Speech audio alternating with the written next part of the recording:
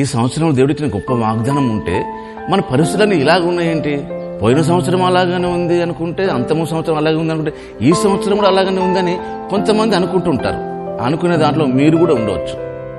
కొంతమందికి వాగ్దాన ఆ ఫలము నెరవేర్చే సంవత్సరంగా ఉంది, సమకూర్చబడే సంవత్సరంగా, దీవెనకరమైన సంవత్సరంగా, ఫలభరితమైన సంవత్సరంగా కొంతమందికి ఉంది.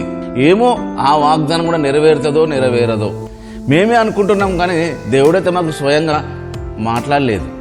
మాట్లాడాడు. మనమే దేవుని వాగ్దానాన్ని విశ్వసించాలి, నమ్మాలి.